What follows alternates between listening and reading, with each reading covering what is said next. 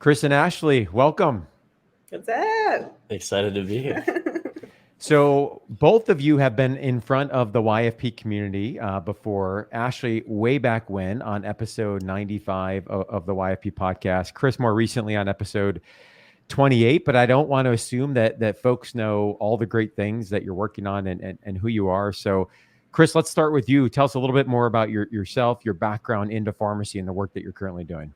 Yeah, my name's Chris Cozzolino, and so I'm based in Iowa City, Iowa. I went to the University of Iowa for pharmacy school and graduated in 2020. I'm not currently practicing as a pharmacist, but while I was in pharmacy school and college, I was able to build a social media marketing business that does a lot of work with direct outreach and scheduling sales appointments for sales teams and business development reps. So that's kind of where my path is right now, and really being in the thick of starting conversations with people, meeting people, and doing things like this. Awesome. Well, thanks so much. You can't say that you're not a practicing pharmacist. You are. You are. I mean, I'm licensed and everything, so I can go practice at any point in time. But yeah. That's what I always tell Chris, my family and friends, when they ask me a pharmacy question. I say, you need to go talk to your local pharmacist. Yes, exactly. So Ashlee, how about for you? Tell us more about your background and the work that you're doing now. Sure. So I graduated pharmacy school a long time ago now. And then I went to USC, so the University of Southern California, and then I went to University of Kentucky. I was their first admin resident there. So I think it's Health System Pharmacy, HSP. I don't know. We didn't have the lingo when I was back in residency. So I did that for a couple of years. And then I stayed on as the operations director of perioperative services. And then I transitioned to working for a medical device pharmaceutical, like a blend of a medical device and pharmaceutical company, where I got this entrepreneurial mindset of, wait, people are in pharma and they're not pharmacists. I was kind of confused. I didn't know that existed. I thought you had to be like a clinician to be in, healthcare. And I worked for that company as an internal consultant for a couple of years, and then they ended up selling to a large pharmaceutical company, and my position was severed in that transition, in that purchase. So for the first time in my career, I had a 6-month-old daughter. I was the breadwinner. We were moving from Kentucky back to California, and I lost my job, and it was a terrible situation. But it was the first time that I had the opportunity to take a step back and ask myself, what did I want to do with my career? Mm-hmm. What does success mean to me? How can I support my family but still be around? And how can I bring all of my different skill sets into just a different career? Mm-hmm. And so with the blend of my pharmacy background, my business background, my operations background, I started RX Ashlee 6 years ago as a career strategist. And since then, I've helped over 5,000 pharmacists, and mostly pharmacists. I would say 75% pharmacists and 25% healthcare professionals really thrive in their careers. And that entails, one-on-one services, keynote speaking engagements, workshops, seminars, webinars, podcasts like this, and then, stuff like the little books that we get to write every once in a while. That's right. That Chris and I partnered in. So that's been our recent most fun passion project.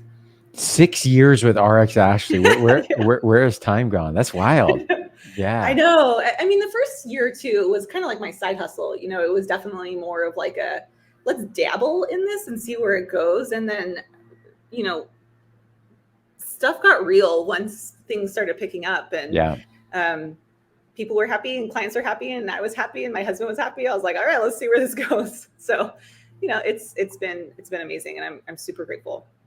Well, I know I've shared this both with you before, and I wholeheartedly mean it. I have a ton of respect for both of you in terms of the work that you've done professionally, of what I know of you guys personally. And, I think the value that you're bringing to the profession of pharmacy is really inspiring to me, but I know it's having an impact on others. And so we're talking here today. I've got my copy right here of your book that you guys recently launched, which is Own Your PharmD, Own Your Career, Real Life Advice from 50 plus pharmacy leaders and influencers. And when Chris and Ashlee get together to collaborate on a book, I'm going to read it. Others should read it. There's some great advice in here. So my first question here, and Chris, I'll kick it off with you, is you both are busy running your own businesses. Obviously, you've got personal commitments as well. So why write a book? What inspired and led you to ultimately take on the task of putting this resource together?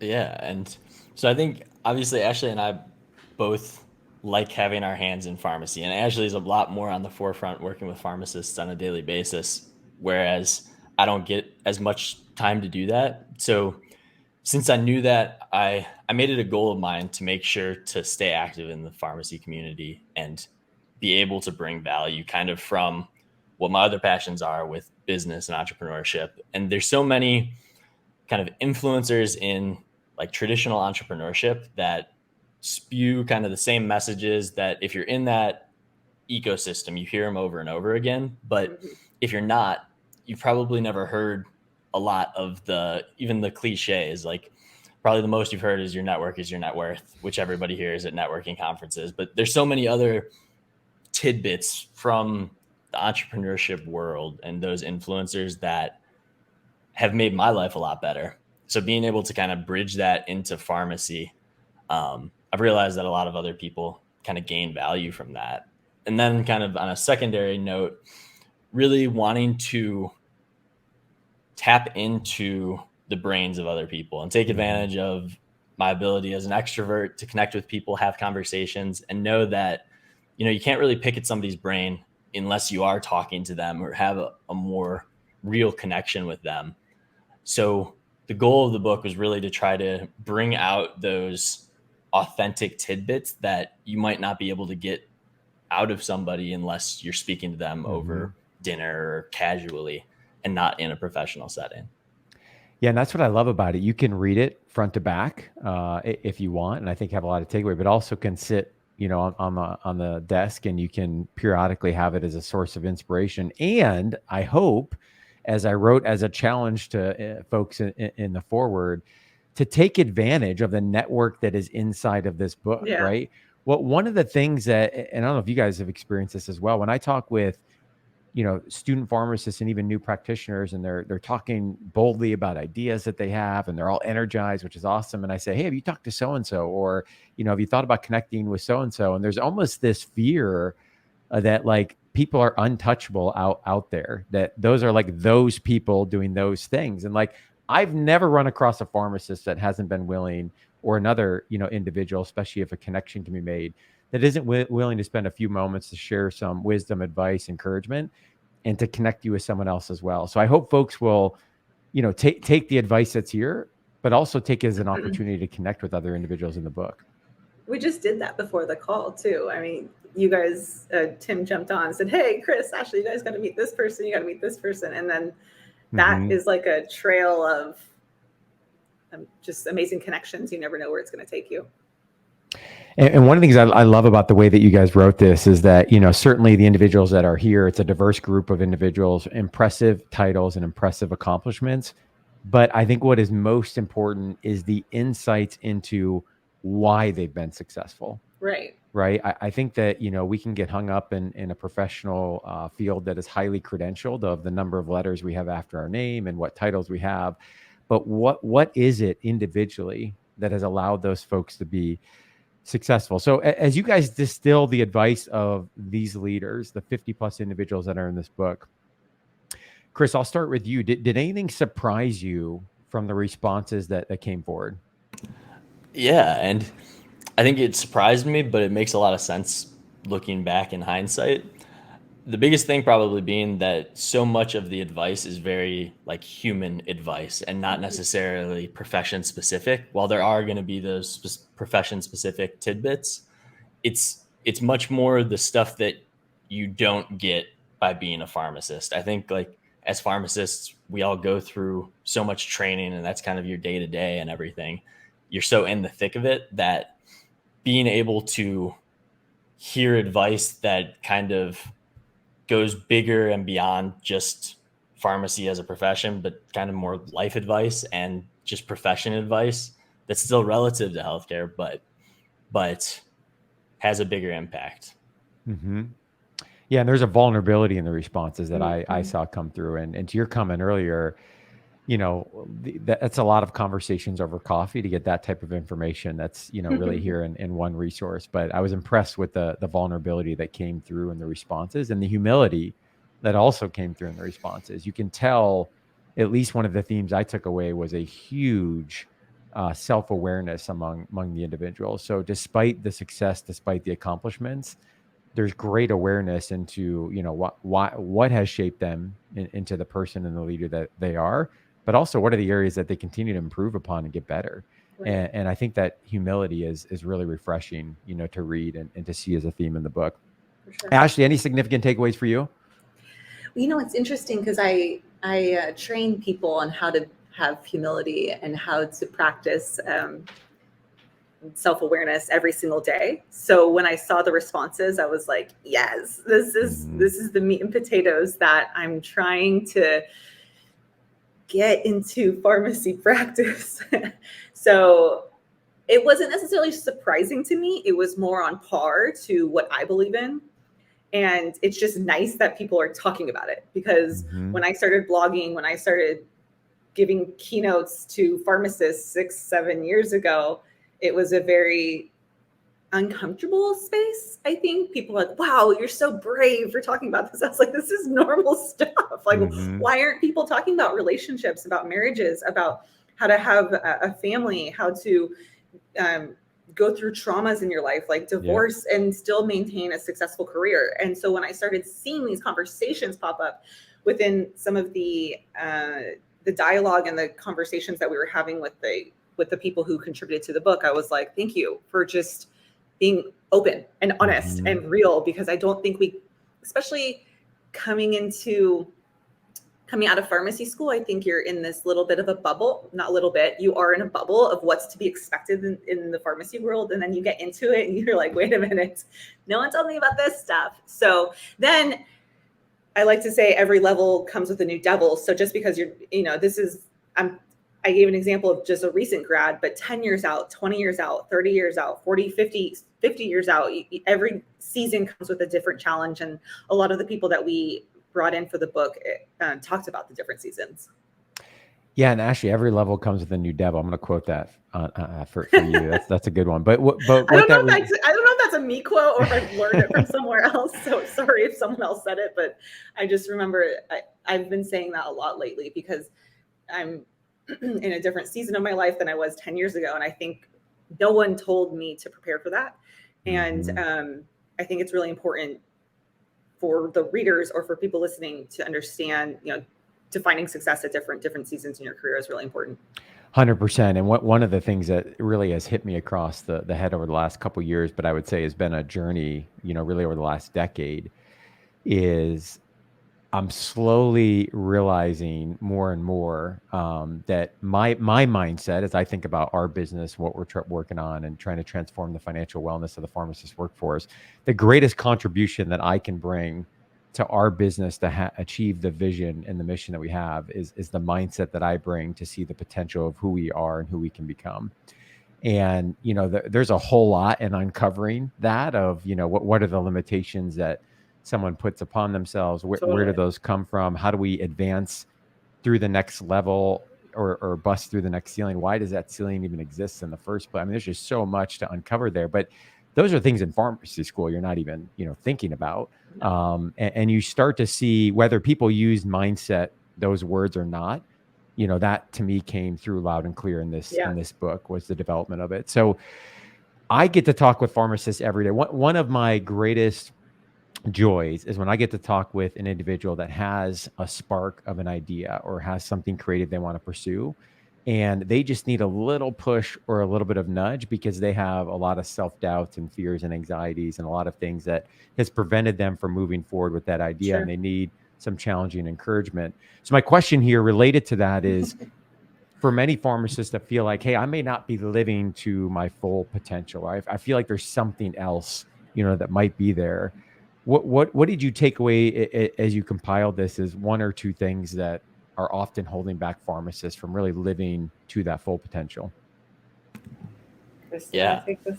Yeah. I think a big one is fear of the unknown, just with the kind of personality types that are in pharmacy and healthcare. we like structure. We like things that are known. It's a little bit more difficult for us to push ourselves out of our comfort zones.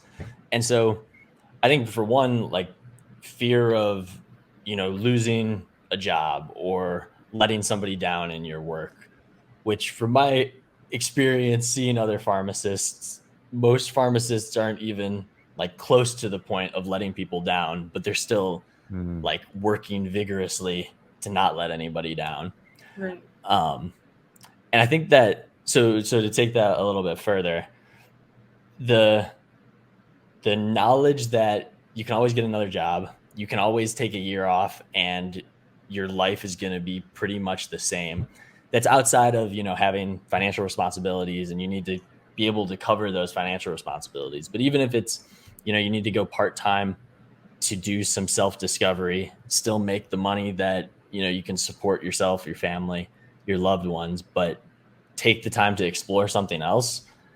I don't think anybody's going to regret doing that if they're able to have the conviction to kind of like take the leap of faith to do whatever that thing is, or explore whatever that new area is. And it doesn't even have to be, outside of pharmacy. It could be just another role in pharmacy, or another area of pharmacy that is of interest to you. And it's never too late, which is such a cliche thing, but I mean, it's true. There's a lot of people that talk about that in the book. And that fear of not letting other people down, I think you're onto something there. And not to say that's unique to pharmacists, but I see that a lot inside of our profession. Like, what is that? Where does that come from? And, Chris, I think your comment is spot on. Like, it's so far from that, right? But it can be paralyzing and it can be crippling, when you're operating each day with that fear. So not that I'm expecting you guys to put the crystal ball answer on this, but like, where does that come from? Why is that? I think that we feel pharmacists, again, similar to what you said, Tim, like this isn't just a pharmacist thing, but I speak to pharmacists, and I am a pharmacist, and I've been around pharmacists. My best friends are pharmacists, so I feel like I live, breathe, and eat pharmacy. But I feel like we think that we had to have it figured out. I feel like a lot of the people I work with have to know precisely what the next step is going to look like, similar to what Chris said. I get this sense that we need a checklist, that we need 1 + 1 always equals 2. I mean, there's no other way around it, right? There's no gray. And in this ecosystem, in this non-traditional career marketplace, this gig economy, this crazy 2022 world, it's just not as black and white as it used to be. So I'm a 3rd generation pharmacist. So when my grandfather graduated, he opened up a pharmacy and he did well. And then my dad graduated and he opened a pharmacy, but then he also had all these other gigs going on, and he had a pension plan, and he didn't have student loans, and his first car was a Porsche. Like, life was not terrible for him. My experience was completely different. I have student loans. I do not have a Porsche. One day I will. My career has been really windy, and I've been out for 10 years or 11, 12 years. I've had multiple different roles, and not because of anything other than advancing my career, but also wanting to do different things. I have different passions. I have different experiences. I have different skill sets. And so I think what happened is we're in this limbo, in this transition of going from a very traditional marketplace to a very non-traditional marketplace. And that is very scary and intimidating to people who are used to doing 1 + 1 = always 2. There's no specific checklist. And that's a lot of what the book talks about. That's a lot of what I work on with my clients of, it takes time, but it actually pans out. It's going to work out. And so I think we're just scared of that in limbo stage of not knowing what looks like next. Yeah, I was thinking about this a lot recently, Ashlee, and messy and nonlinear are the words that keep coming to mind. Like, and that is, if we think back to our educational experience, it was clean and linear. Totally. Right? And like messy and nonlinear, I think is where the magic happens. It can be painful, like it can be uncomfortable, but like I think that's where a lot of the self-discovery happens, is in the messy and the nonlinear. And I think that when I read folks' responses in the book, that you can see that self-discovery, you can see that journey that folks have been on, and it wasn't what they thought it was going to be at the beginning, typically. No, right? No way. Which is exciting, I think. Yeah. So let me, I want to give people a flavor of the book, and I'm going to do that by putting you guys on the hot seat with some of your own responses in the book. So each of you have a chapter in the book that you wrote, similar to other of the 50 plus leaders that responded. So Chris, for the question what one piece of career advice would you give to your younger self? You said the following: enjoy the process. If you focus on enjoying the journey to your destination rather than fixating on the goal, you will be happier. If you don't want the process, you may not be on the right path. Easier said than done, right? So my question for you is, what strategies have you employed that you're not just focused on the outcome that may or may not come into the future, and it likely, if it does come, is going to be fleeting, but rather you're focused on the day-to-day process and really having enjoyment in that? What strategies have you employed for that? Yeah, and I mean, for one, I'm lucky that I'm able to do the kind of things that don't feel like work to me and that spark joy within me. But yeah, that mindset of it kind of is a little bit of Gary Vaynerchuk, and that's one of the examples of like an entrepreneur that, a lot of healthcare and pharmacy people probably haven't heard of, but kind of spews the same messages that are very relevant. But the concept of enjoying the process and being able to, have gratitude for the day-to-day that you're able to do.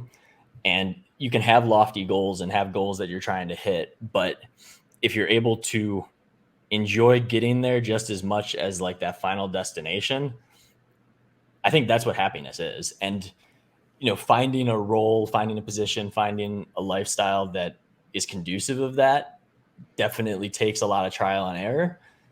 And I don't think anybody ever figures it out 100%, but trying to get closer to that and just doing the things that are enjoyable. And I think, again, going back to kind of the ability to self-reflect and know what your strengths are, what your weaknesses are, but more so what you enjoy doing and what you don't enjoy doing, and kind of how that plays into your day-to-day and how you can structure it to do the things that you don't enjoy doing, maybe get those out of the way, and then put more effort into the things you do enjoy.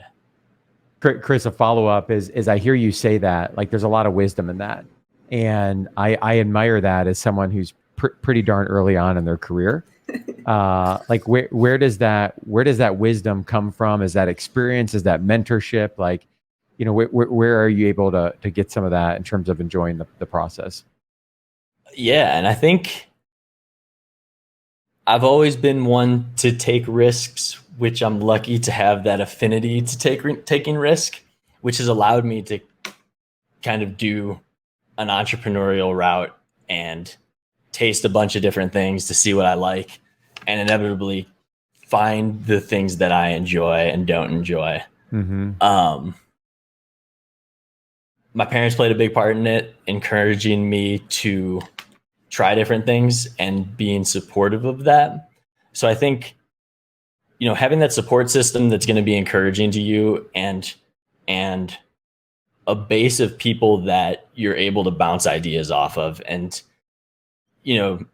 kind of like you were saying earlier, Tim, to some extent, was, having people that you can bounce ideas off of and let them nudge you in the right direction. And it's probably going to be the direction you're already headed, but there's a lot to be said about, just somebody giving you that affirmation that it's okay to do this thing that you're thinking about. It's not going to burn down everything that you've worked for. It's okay to go down the messy, non-linear path, right? It's okay. It's okay. Great stuff. I appreciate that. Ashlee, one of the questions that you responded to, what advice would you share with a pharmacy friend who feels stuck in their current role and burnt out? And you gave several responses, but one of those responses, you said, burnout and feeling stuck are not the same thing. Burnout means you need a break, need tighter boundaries, and might need to refocus on your priorities. Feeling stuck is a feeling of a fixed mindset. Change the way you look at opportunities. It will change your life. So if Ashlee says it's going to change your life, I'm going to listen. So what do you mean by the fixed mindset, and what do you mean about changing the way you look at opportunities? Yeah. I like that answer. It has been a while, and I've had a whole pregnancy in between my answers and to today. I like it. The fixed mindset versus, I can't recall off the top of my head who talked about it. It was a Stanford faculty professor who coined this many years ago, a psychiatrist. The fixed mindset versus the growth mindset is the growth mindset just loves feedback, loves change, loves adapting, loves getting constructive support, loves improving. Whereas the fixed mindset is, whoa, hold on. Change is rough. I don't really want to know about other things. I want to just stay on this path, and someone just needs to tell me how to fix a few things, and then I'm going to do it, and then it's going to be fixed. So I get the sense that a lot of clients in the past have been down that fixed mindset and only believe that they are capable of doing very limited things. And it's very challenging for me to convince them. That's not my job to convince them, but I do try to encourage them with convincing them with data of, listen, you have so many opportunities in front of you. You have to actually believe that what's capable for yourself. I can't sit here and tell you what is capable, despite the data, despite the facts, despite showing you percentages and just showing you other people's LinkedIn profiles, other people's CVs. It doesn't matter. You have to actually believe that there's other opportunities for you. And I think a lot of pharmacists get stuck in that. No, I have a PharmD or an RPH, and this is just what my life is going to be. I'm going to be counting pills forever. And I just don't, I've never had that. So to some degree, I have a hard time connecting with those people too, because I'm like, wait, why do you think that? There's so many opportunities here. Go LinkedIn, go look at all these different people all across the world doing really radical, life-changing things with the same accolades and the same degrees that we have. Yeah, and I think to that point, if one can't visualize what could be, and if one can't affirm themselves in that role or that being possible for them, like that's going to come through in how you approach every day. And if you do end up pursuing a career change or a job interview, or like you're going to pursue all of it with that kind of fixed mindset as you're describing it. And don't get me wrong, self-doubt is definitely it's still there. It's okay 100%. to have somewhat limiting beliefs. It's okay to have, I don't like to say imposter syndrome, but it's okay to not feel like you're good enough. But you actually have to you have to commit to taking steps to get through that mindset. For me, it's taken many, many, many years. I'm still working on it. There's still things that freak me out that I'm like, there's no way I'm going to do that. There's no way that people will do that with me either. But I think if you have courage, and if you have, like Chris said, the right people around you, and just a tad bit of strategy that I love teaching, I think that's what matters the most. I love it. Great stuff, you guys. And Chris, for those that are listening that want to publish their own book, this is something here a lot among pharmacists and other healthcare professionals as a goal that they have. Talk to us more about the process that you guys went through. Me just nagging him. Why self-publish versus working with a publisher? Tell us more about that journey. Yeah.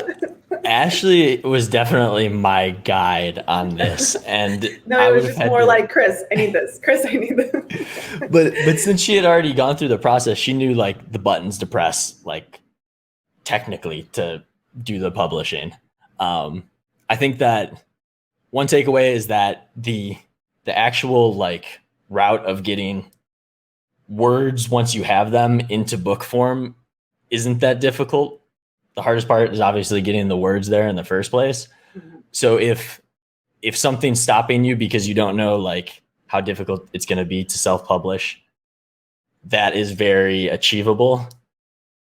Again, Ashlee did a lot of the legwork on that, but from what I've seen and the way that she's spoken about it, I know that it's very doable, and it was quicker than what I had even expected after we'd kind of gotten the words on the paper.